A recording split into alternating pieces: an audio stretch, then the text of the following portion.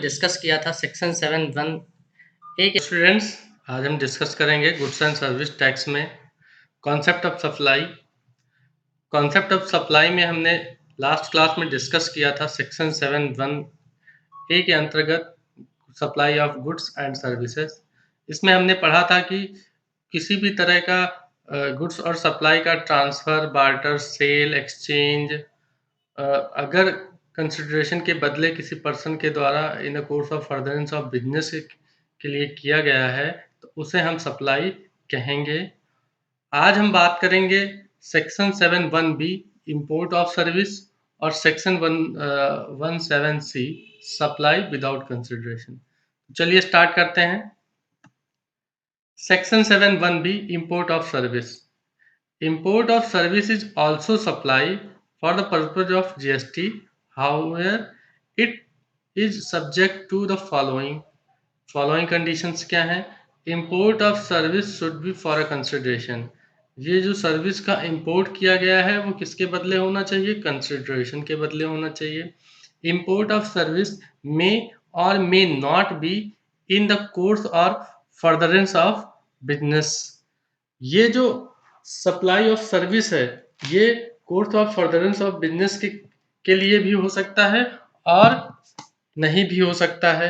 तो अगर supply of service in the course of furtherance of business है और इंपोर्ट की गई है कंसिडरेशन के बदले तो भी वो उस पर जीएसटी एप्लीकेबल होगा। अगर सर्विस को इंपोर्ट किया गया है कंसिडरेशन के बदले लेकिन in the course of furtherance of business नहीं है तब भी जो है उसे सप्लाई माना जाएगा और उस पर जीएसटी एप्लीकेबल होगा। एग्जाम्पल से देखते हैं कि एक मिस्टर सीए हैं, मिस्टर एक्स जो चार्टर्ड अकाउंटेंट है मुंबई में, उनके एक दोस्त है मिस्टर वाई जो कि एक इंटीरियर डिजाइनर है यूएसए में। मिस्टर एक्स ने मिस्टर वाई से जो है इंटीरियर डिज़ाइन का डेकोरेशन के लिए जो है अपने हाउस के लिए और अपने ऑफिस के लिए जो है सर्विस ली है। उन्होंने जो है इंटीरियर डिज़ाइनिंग की सर्विस ली है मिस्टर वाई से और वो सर्विस जो है अपने घर के लिए भी ली है, अपने हाउस के इंटीरियर डिज़ाइन के लिए भी ली है और अपने ऑफिस के इंटीरियर डिज़ाइन के लिए भी ली है। इस सर्विस के बदले मिस्टर एक्स ने मिस्टर वाई को 5 लाख रुपए पेमेंट किए हैं ऑफिस की इंटीरियर डिजाइनिंग के लिए और 2 लाख रुपए पे किया है उन्होंने अपने घर के इंटीरियर डिजाइनिंग के लिए। अब चूंकि ये मिस्टर एक्स और मिस्टर वाई दोनों ही कहाँ हैं? मिस्टर एक्स इंडिया में है और मिस्टर वाई क्या है? आउटसाइड इंडिया है। तो जब कोई गुड्स या सर्विस आउटसाइड इंडिया से इंडिया में आती है तो उसे क्या कहते हैं? इंपोर्ट कहते हैं। तो हम ये कह सकते हैं कि ये इंपोर्ट ऑफ सर्विस है और मिस्टर एक्स ने मिस्टर वाई से सर्विस इंपोर्ट की है। अगर सर्विस इंपोर्ट की गई है और इंपोर्ट करने पर कंसिडरेशन पे किया गया है तो उस केस में उसे सप्लाई माना जाएगा क्योंकि यहाँ पे इंपोर्ट ऑफ सर्विस है और कंसिडरेशन भी है तो हम ये क्या कहेंगे?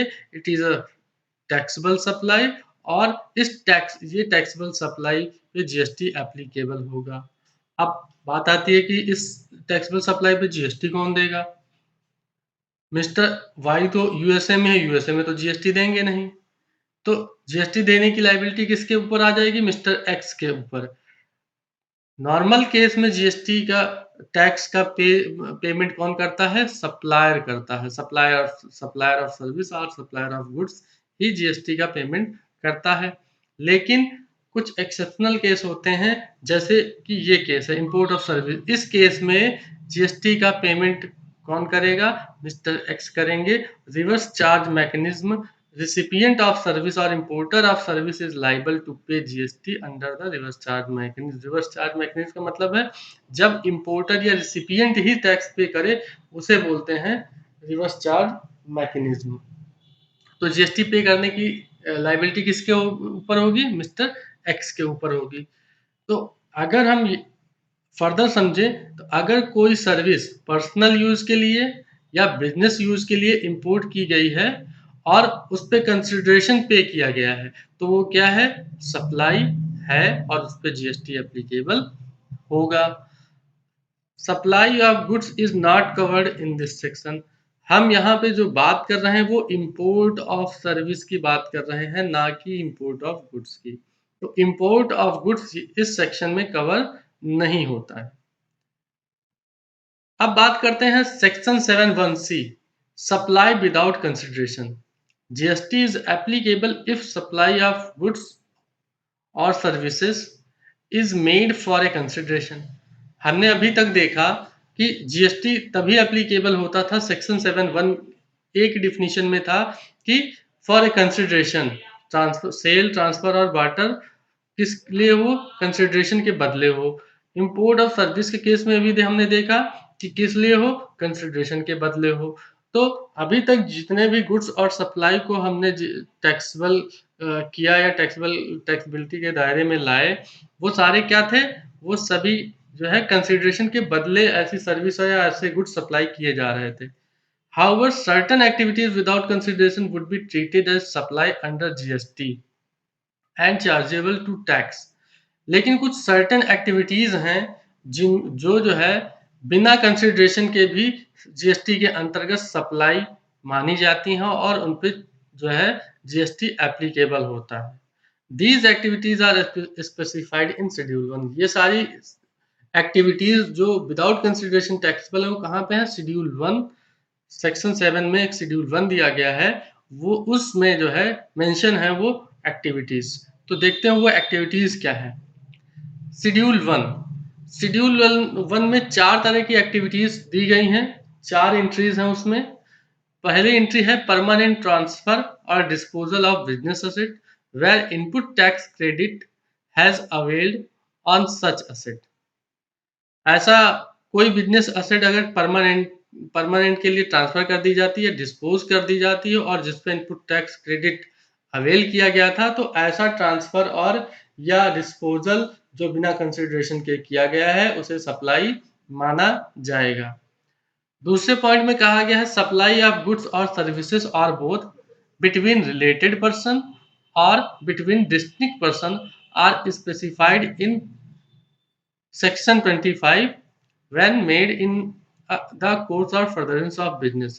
अगर कोई गुड्स या service in the course of furtherance of business में रिलेटेड पर्सन्स के बीच में या डिस्टिंक्ट पर्सन या अलग अलग व्यक्तियों के बीच में सप्लाई की जाती है, तो वो भी क्या है? सप्लाई की जाती है बिना कंसिडरेशन के, तो भी उसे हम क्या मानेंगे? सप्लाई मान लेंगे और उस पर जीएसटी एप्लीकेबल होगा। लेकिन प्रोवाइडेड दैट, लेकिन इसमें एक शर्त है, gift not exceeding 50,000 rupees in value in a financial year by an employer shall not be treated as goods or service or both। तो ऐसे अगर किसी फाइनेंशियल ईयर में किसी एम्प्लॉयर ने अपने एम्प्लॉय को कोई गिफ्ट दिया है, वो गिफ्ट, उस गिफ्ट की वैल्यू 50,000 तक है, फाइनेंशियल ईयर में जितने भी गिफ्ट दिए गए हैं उनकी वैल्यू 50,000 तक है, तो फिर वो सारे गिफ्ट जो है सप्लाई नहीं माने जाएंगे और उस पर जीएसटी एप्लीकेबल नहीं माना जाएगा, नहीं किया जाएगा, जीएसटी एप्लीकेबल नहीं होगा। लेकिन अगर गिफ्ट की वैल्यू फाइनेंशियल ईयर में 50,000 से ज़्यादा हो जाती है, तो उससे सप्लाई ऑफ गुड्स या सर्विस मान करके उसे जो है टैक्सेबल कर दिया जाएगा। ये जो गिफ्ट दिया जा रहा है, चूंकि गिफ्ट आप जानते हैं कि फ्री ऑफ कॉस्ट दिया जाता है, गिफ्ट के बदले किसी तरह का कंसिडरेशन तो लिया नहीं जाता। तो ये कैसा ट्रांजेक्शन है? विदाउट कंसिडरेशन ट्रांजेक्शन है। विदाउट कंसिडरेशन ट्रांजेक्शंस जो कि एम्प्लॉयर और एम्प्लॉय के बीच में हुआ है। एम्प्लॉयर ने अपने एम्प्लॉय को गिफ्ट के रूप में कोई गुड्स या सर्विस प्रोवाइड की है और उस गुड्स या सर्विस की वैल्यू फाइनेंशियल ईयर के दौरान 50,000 तक थी, तो वो जो है सप्लाई नहीं मानी जाएगी और उसे जो है उस पर जीएसटी एप्लीकेबल नहीं होगा। लेकिन अगर 50,000 रुपए से ज़्यादा उस गिफ्ट की वैल्यू हो जाती है, तो पूरा का पूरा पूरी वैल्यू, गिफ्ट की पूरी वैल्यू जो है जीएसटी के अंतर्गत आएगी और टैक्सेबल होगी। चलिए इसको हम आगे समझते हैं। तो एंट्री नंबर 1 ऑफ शेड्यूल 1 में क्या दिया गया है? Permanent transfer or disposal of business asset where input tax credit has been availed on such asset. Permanent transfer हो या डिस्पोजल हो, किसका हो? बिजनेस असेट का हो, और उस बिजनेस असेट पे इनपुट टैक्स क्रेडिट क्या कर ली गई हो? अवेल कर ली गई हो। तो इससे हम क्या कहेंगे? सप्लाई कहेंगे। और ये परमानेंट एंड ट्रांसफर डिस्पोजल कैसा हो? विदाउट कंसिडरेशन हो। अगर विदाउट कंसिडरेशन किसी बिजनेस असेट का ट्रांसफर या डिस्पोजल होता है और उस बिजनेस असेट पे इनपुट टैक्स क्रेडिट अवेल कर ली गई है, तो उसे हम सप्लाई मानेंगे और सप्लाई मान करके जीएसटी एप्लीकेबल कर देंगे। एग्जाम्पल के रूप में देखें कि X is a retail dealer in a garment. X क्या है? एक रिटेल डीलर है जो गारमेंट बेचते हैं। Out of his stock 3 shirt are given free of cost to a friend. Input tax credit was availed when these shirts was purchase. जब ये shirts खरीदी गई थी, स्टॉक में रखी गई थी, उस समय input tax credit mister X ने अवेल कर लिया था। और 3 जो शर्ट अपने दोस्त को दी हैं वो क्या है? विदाउट कंसिडरेशन है। तो ये जो स्टॉक में है तो इसका मतलब है कि बिजनेस असेट है, इनपुट टैक्स क्रेडिट भी अवेल किया है, और चूंकि दोस्त को उन्होंने फ्री ऑफ कॉस्ट दे दिया, इसका मतलब उन्होंने परमानेंट ट्रांसफर किया है और विदाउट कंसिडरेशन किया है। तो परमानेंट ट्रांसफर बिजनेस असेट होनी चाहिए, परमानेंट ट्रांसफर होना चाहिए, इनपुट टैक्स क्रेडिट अवेल किया जाना चाहिए। अगर ये इतनी कंडीशन फुलफिल हो गई तो हम उसे सप्लाई मान लेंगे, यानी कि ये जो 3 शर्ट की सप्लाई की गई है इसे हम टैक्सेबल सप्लाई मानते हुए जीएसटी एप्लीकेबल कर देंगे। अब बात आती है कि इस किस वैल्यू पे हम जीएसटी एप्लीकेबल करेंगे। इसके लिए सेक्शन 15 में इस तरह के ट्रांजेक्शन की वैल्यूएशन के रूल दिए गए हैं, वो हम वहां पे पढ़ेंगे। तो अब बात आती है कि यहाँ पर कुछ स्टूडेंट्स कंफ्यूज हो सकते हैं कि sir what is in ITC, ये इनपुट टैक्स क्रेडिट क्या है? तो इनपुट टैक्स क्रेडिट को हम एक एग्जांपल से समझते हैं कि what is input tax credit. Suppose mister x is a retailer of electronic goods. एक कोई मिस्टर एक्स है जो इलेक्ट्रॉनिक गुड्स के रिटेलर हैं। He purchased a TV in ₹10,000 from Y who is a wholesaler. एक होलसेलर मिस्टर वाई है और mister x जो कि रिटेलर है, उन्होंने मिस्टर एक्स वाई से जो है 10,000 रुपए में एक टीवी परचेज किया। जब टीवी परचेज किया तो मिस्टर वाई एक इनवॉइस इशू करेंगे और उस इनवॉइस में किस तरीके से ट्रांजेक्शन को वो शो करेंगे वो देखते हैं। तो ट्रांजैक्शन वैल्यू, उस ट्रांजैक्शन की वैल्यू क्या है? 10,000 रुपीज। जीएसटी का रेट दिया गया है 12% के रेट से, तो 12% जीएसटी जो है इस 10,000 पे 12% के रेट से जीएसटी मिस्टर वाई लगा देंगे और टोटल वैल्यू 11,200 रुपए चार्ज करेंगे मिस्टर एक्स। मिस्टर एक्स 11,200 रुपए दे करके टीवी जो है अपने शोरूम में ले आएंगे। अब ये जो 1200 रुपए मिस्टर वाई ने कलेक्ट किया है मिस्टर एक्स से एज अ जीएसटी, अगर suppose there is no GST, no input GST, Y के केस में कोई इनपुट जीएसटी अगर हम मान लें कि नहीं है, तो liability of GST of ₹1200 will be paid by mister Y to the government. ये जो 1200 मिस्टर वाई ने कलेक्ट किया है मिस्टर एक्स से, ये क्या है? लाइबिलिटी है मिस्टर वाई की कि वो जीएसटी पे करें गवर्नमेंट को, और ये 1200 रुपए की लाइबिलिटी को जो है गवर्नमेंट को मिस्टर वाई पे कर देंगे। अब बात करते हैं कि जो मिस्टर एक्स ने 1200 रुपए दिया है, 10,000 तो टीवी की कॉस्ट है, 1200 रुपए एक्स्ट्रा जो जीएसटी के रूप में दिया वो उनके लिए क्या माना जाएगा? Here this is 1200 is input GST for mister X. Mister X के लिए ये क्या है? इनपुट जीएसटी है, इनपुट जीएसटी मान लिया जाएगा। अब further mister X has sold this TV to mister Z in ₹15,000 and charge GST at the rate of 12%। Mister X ने क्या किया? इस टीवी को जो मिस्टर वाई से परचेज करके लाए थे अपने शोरूम में, उन्होंने मिस्टर जेड को बेच दिया 15,000 रुपए में। मिस्टर जेड जो कि उनके कस्टमर हैं, उनको उन्होंने इनवाइस इशू की और इनवाइस में ट्रांजैक्शन को इस तरीके से शो किया। ट्रांजैक्शन वैल्यू क्या है? 15,000 रुपए है। इस 15,000 पे वो जीएसटी लगाएंगे, 12% के रूप के रेट से उन्होंने जीएसटी चार्ज किया है। तो 15,000 का 12% 1,800 रुपए, 1,800 रुपए जीएसटी चार्ज करके 16,800 रुपए में मिस्टर जेड को जो है मिस्टर जेड से 16,800 रुपए चार्ज किया और टीवी मिस्टर जेड को दे दी। तो अब मिस्टर एक्स ने जो जीएसटी कलेक्ट की है मिस्टर एक्स ने जो जीएसटी कलेक्ट की है मिस्टर जेड से, वो कायदे से जीएसटी लाइबिलिटी है।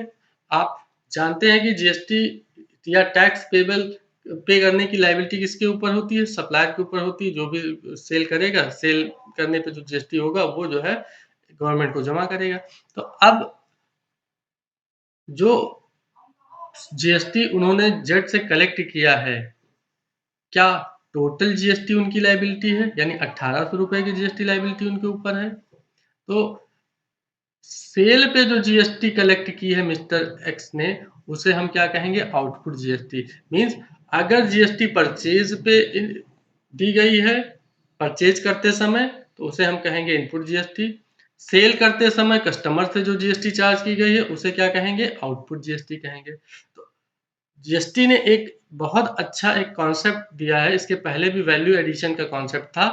जीएसटी ने एक जो है कॉन्टिन्यूअस क्रेडिट का सिस्टम अप्लाई किया है कि कोई भी सेलर अगर फर्दर सेल करता है तो जो वैल्यू एडिशन करेगा उस वैल्यू एडिशन का ही टैक्स उसको पे करना होगा।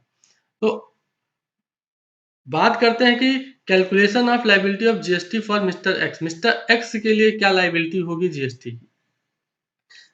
GST payable on sale. जो सेल मिस्टर जेड को किया है उन्होंने जीएसटी उस पे चार्ज किया है 1800 रुपए। 1800 रुपए जेड से उन्होंने लिया है।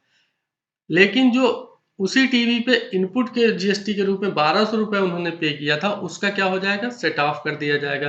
यानी 1800 रुपए का 1200 रुपए से सेट ऑफ हो जाएगा और केवल 600 रुपए जीएसटी की लायबिलिटी मिस्टर एक्स की आएगी और मिस्टर एक्स इस 600 रुपए को गवर्नमेंट को जमा कराएंगे चालान के थ्रू। तो आईटीसी का मतलब है आउटपुट जीएसटी का जो सेट ऑफ इनपुट जीएसटी से करते हैं, इसे ही आईटीसी कहते हैं। जीएसटी पेड ऑन परचेज, जो परचेज पे जीएसटी पे की जाती है उसे क्या कहते हैं? Input tax credit. यानी कि इनपुट पे जो टैक्स पे किया गया उसकी क्रेडिट अगर ली जा रही है तो उसे आईटीसी कहेंगे। तो आईटीसी का मतलब है कि जो परचेज पे जीएसटी पे की गई है उसका सेल पे ली गई जीएसटी से सेट ऑफ किया जाए तो उसे हम आईटीसी कहते हैं। तो आईटीसी का मतलब आप समझ गए होंगे कि आईटीसी अवेल की कर ली गई हो, यानी कि परचेज की जीएसटी को सेल की जीएसटी से सेट ऑफ कर लिया गया हो, तो उस केस में जो है इसे हम इनपुट टैक्स क्रेडिट अवेलमेंट कहेंगे। अगर दूसरा एग्जांपल देखें इस परमानेंट ट्रांसफर और डिस्पोजल का, एक वाई लिमिटेड है जो एक मैन्युफैक्चरिंग कंपनी है जिसके पास 50 कंप्यूटर हैं और उसने जो है इन 50 कंप्यूटर्स को जो है उस पर आईटीसी अवेल कर ली थी। अब चूंकि 50 कंप्यूटर है आईटीसी अवेल कर ली और ये बिजनेस असेट है, इतना तो कंफर्म हो गया। 6 कंप्यूटर जो है उस वाई लिमिटेड ने किसी चैरिटेबल ट्रस्ट को दान कर दिए। 6 कंप्यूटर, जो 50 कंप्यूटर थे, 50 कंप्यूटर में से 6 कंप्यूटर वाई लिमिटेड ने किसी चैरिटेबल ट्रस्ट को दान कर दिए। अब ये जो दान है, क्या ये परमानेंट ट्रांसफर है? Yes, this is a permanent transfer. क्या ये बिजनेस असेट है? यस, बिजनेस असेट है। क्यों? क्योंकि इनपुट टैक्स क्रेडिट अवेल की गई है। विदाउट कंसिडरेशन है? हाँ, विदाउट कंसिडरेशन है। तो विदाउट कंसिडरेशन होते हुए भी इसे सप्लाई माना जाएगा और इस पे जीएसटी एप्लीकेबल होगा। जो 6 कंप्यूटर ट्रस्ट को दान किया है वाई लिमिटेड ने, ये क्या माने जाएंगे? टैक्सेबल सप्लाई मानी जाएगी और जीएसटी एप्लीकेबल होगा। किस वैल्यू पे जीएसटी एप्लीकेबल होगा वो सेक्शन 15 में बताया गया है कि किस तरीके से हम ऐसी सप्लाई को जो विदाउट कंसिडरेशन की गई है उसका वैल्यू मानेंगे कि किस वैल्यू पे उसे ट्रांसफर किया गया है। आगे देखते हैं कि एंट्री नंबर 2 ऑफ शेड्यूल 1 में क्या दिया गया है। एंट्री 2 शेड्यूल 1 क्या है? ऐसे ऐसे एक्टिविटीज की बात कर रहा है जो विदाउट कंसिडरेशन किए गए हैं और सप्लाई तब भी सप्लाई माने जाते हैं। सप्लाई ऑफ गुड्स और services are both between related person और डिस्टिंक्ट पर्सन।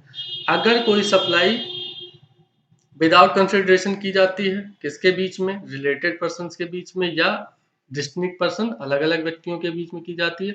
और ये जो सप्लाई है in the course of furtherance of business, supplier ये जो सप्लाई कर रहा है वो अपने बिजनेस के उद्देश्य या बिजनेस के लिए कर रहा है या उसका काम है ऐसा करना इसलिए वो कर रहा है, तो इसे हम विदाउट कंसिडरेशन के होते हुए भी सप्लाई मानेंगे। अब यहाँ बात आती है कि सर ये रिलेटेड पर्सन कौन है, डिस्टिंक्ट पर्सन कौन है, क्या सभी लोग रिलेटेड पर्सन हैं? तो इसके लिए भी कुछ डेफिनेशन दी गई है। सेक्शन 15 में रिलेटेड पर्सन की एक्सप्लेनेशन दिया गया है कि रिलेटेड पर्सन कौन है। तो उसमें उन्होंने कहा है कि persons including legal persons shall be deem to a related person.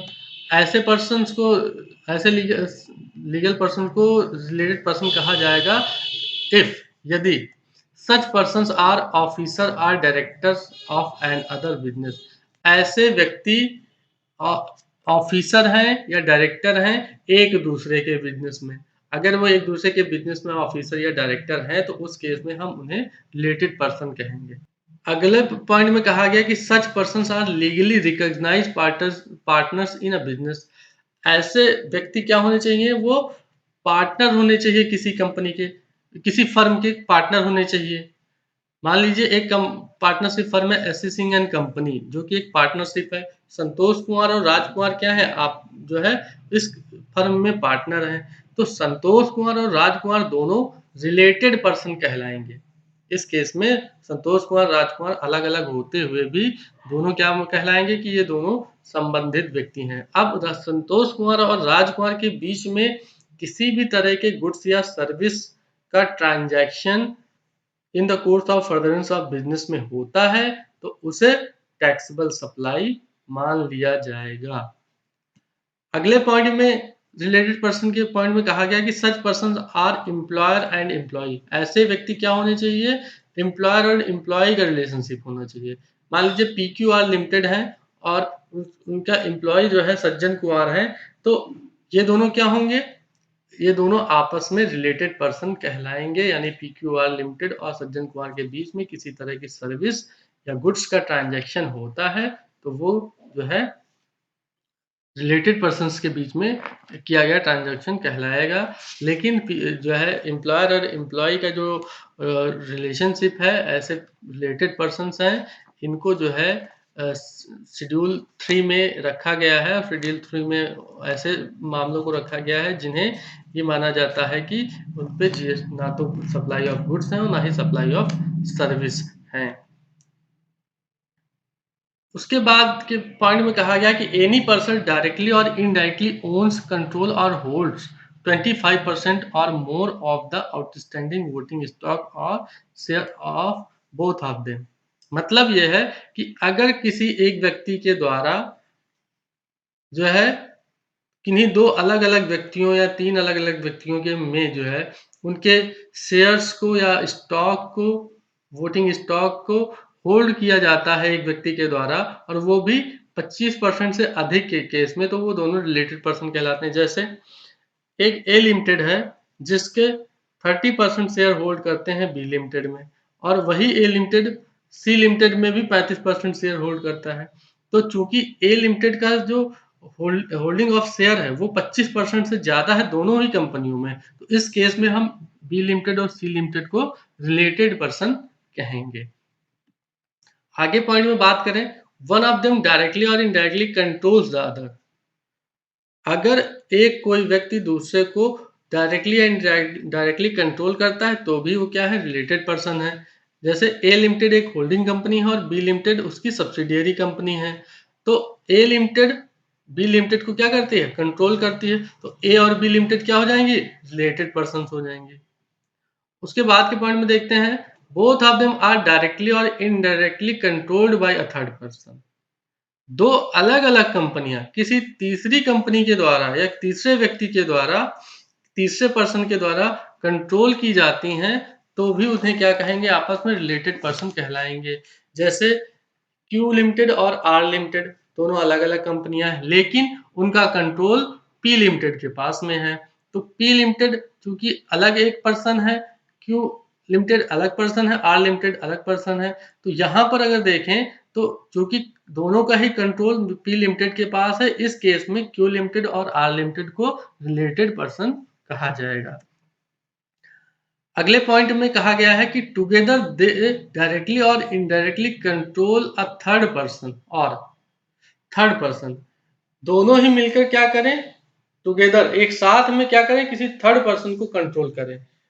A limited और बी लिमिटेड दोनों मिलकर के कंट्रोल करते हैं सी लिमिटेड को। ए लिमिटेड अलग पर्सन, बी लिमिटेड अलग पर्सन, सी लिमिटेड अलग पर्सन, लेकिन ए लिमिटेड और बी लिमिटेड दोनों मिलकर सी लिमिटेड को कंट्रोल करते हैं, इसलिए ए लिमिटेड और बी लिमिटेड को रिलेटेड पर्सन कहा जाएगा।